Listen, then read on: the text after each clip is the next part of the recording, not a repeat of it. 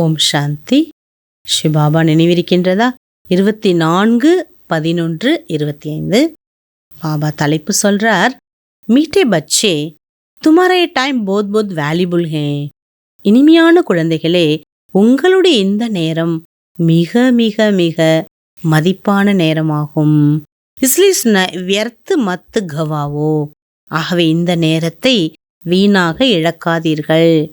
பாத்திரக்கோ தேக்கர் ஞான் தான் கரோ. பாத்திரத்தை பார்த்து ஞான தானம் செய்ய வேண்டும். प्रश्न, गुणों की धारणा भी होती जावे, चलन भी सुधरती रहे, उसकी सहज विधि क्या है? குண தாரணையும் ஏற்படணும், நம்மளுடைய நடத்தையில மாற்றங்களும் தெரியணும். அதற்கான சகஜ வழி என்ன? அவ பதில் சொல்றாங்க, जो बाबा ने समझाया वह दूसरों को समझाओ.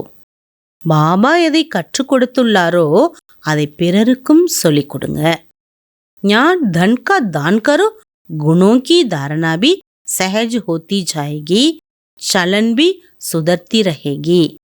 ஞான செல்வத்தை தானம் செய்தீர்களேயானால் குணங்களின் தாரணையும் சகஜமாக ஏற்பட்டுவிடும். அத்துடன் உங்களுடைய கேரக்டரும் மாறிவிடும்.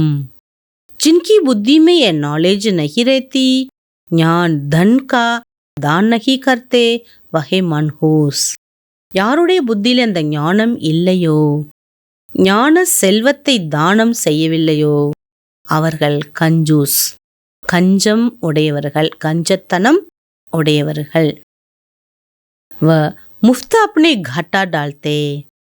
தேவையில்லாமல் தன்னுடைய நேரத்தை வீணடிக்கிறார்கள். பகவான் ஞானம் கொடுத்திருக்காருன்னா அந்த ஞானத்தை நம்ம பிறருக்கும் எடுத்து சொல்வது ரொம்ப அவசியம்.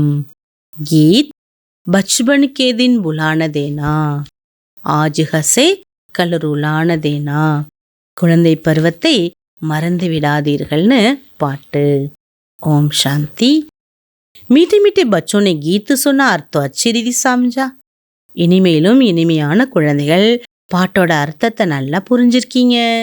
हम आत्मा बेहद बाबा के बच्चे ये बुलान दो. நான் ஆத்மா, நான் பாபாவின் குழந்தை, இதை மறந்து விடக்கூடாது. ஒரு சின்ன குழந்தை அம்மா அப்பாவை மறந்துடுமா என்ன? அது மாதிரி நான் பாபா குழந்தை, இதை மறந்துடக்கூடாது.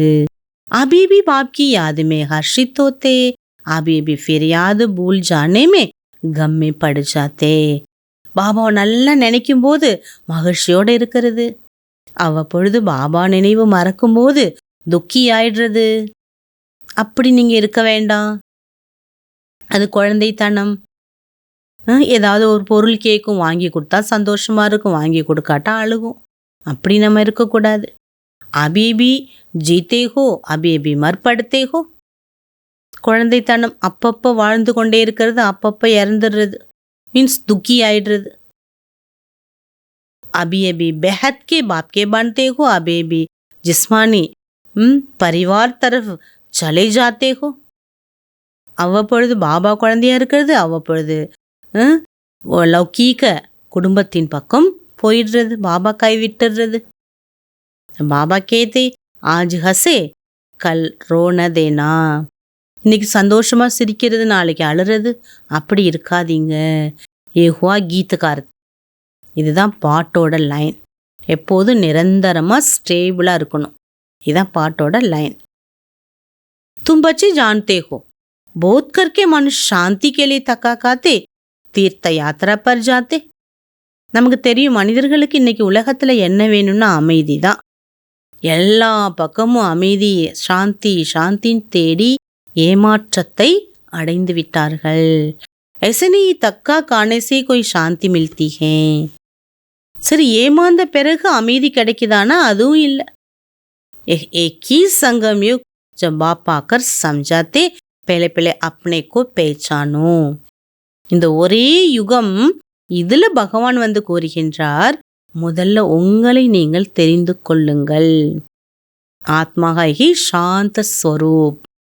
நீங்க அந்த உடல் அல்ல, நீங்க ஆத்மா, சாந்த ஸ்வரூபம், சாந்த குணம் உடையவர்கள். ரேணிகா ஸ்தான் பி சாந்திதாம், உங்களுடைய வீடும் அமைதியான வீடு. சுக்கு பீகே சாந்தி பீகே, சாந்திதாம் கோ சுகதாம் நகி கஹேங்கே. சாந்தி தாமத்தை சுகதாமம் என்று சொல்ல முடியாது.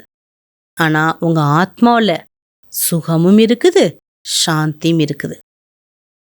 ஆக பாபா சொல்றாங்க, எல்லாருக்குமே அமைதிங்கிறது நமக்குள்ளவே இருக்குது.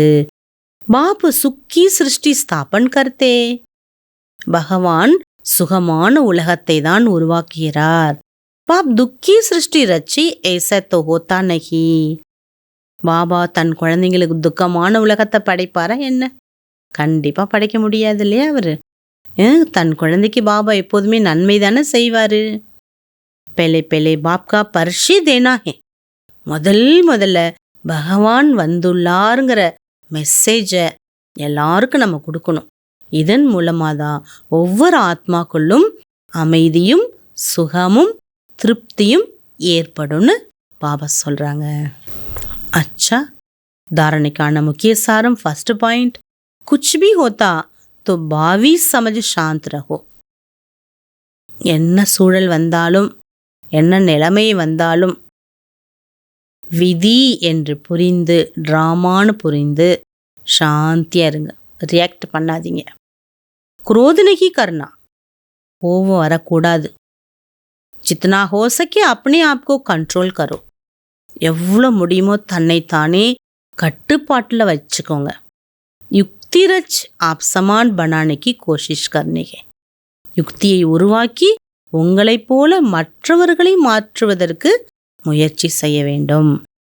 நெக்ஸ்ட் பாயிண்ட், बहुत प्यार नम्रता से सबको बाप का परिचय देना है. ரொம்ப அன்பாக பணிவோட எல்லாருக்கும் பாபா மெசேஜ் கொடுங்க. सबको यही मीठी मीठी बात सुनाओ कि बाप कहते अपने को आत्मा समझ मुझ याद करो, देग से नष्ट मोहा हो जाओ. எல்லாருக்கும் இந்த ஒரு நற்செய்திய, இனிமையான விஷயத்த சொல்லுங்க. பகவான் கூறுகின்றார், தன்னை ஆத்மான்னு புரிந்து கொள்ளுங்கள், பாபாவை நினைங்கன்னு சொல்றார். இந்த தேகத்திலிருந்து மோகத்தை விட்டுவிடுங்கள் என்று பகவான் மகாவாக்கியத்தில் கூறுகிறார்னு சொல்லுங்க. वरदानम, हर आत्मा को भड़कने भिखारीपन से बचाने वाले निष्काम रहम दिल भव. ஒவ்வொரு ஆத்மா அலைவதிலிருந்தும், கேட்கக்கூடிய குணம் இருக்கு இல்லையா, அதிலிருந்தும் காப்பாற்றக்கூடிய பலனை எதிர்பாராத கருணை உள்ளம் உடையவராக ஆகுங்கள். जो बच्चे निष्काम रहम दिल है, उन्हें रहम के संकल्प से अन्य आत्माओं को अपने रूहानी रूप व रूह की मंजिल सेकंड में स्मृति में आ जाएगी. இந்த குழந்தைகள் எந்த பலனையும் எதிர்பாராமல் கருணை உள்ளம் கொண்டவராக, கருணையின் சங்கல்பத்தால் அனைத்து ஆத்மாக்களையும் ஆன்மீக சக்தியின் ரூபத்தாலும் ஆன்மீகத்தின் லட்சியத்தை செகண்டில் நினைவுக்கு கொண்டு வருகிறார்கள். யாரு எந்த பிரதிபலனை எதிர்பாராம இருக்காங்களோ அவங்க. उनके रहम के संकल्प से भिखारी को सर्व गजानों की झलक दिखाई देगी.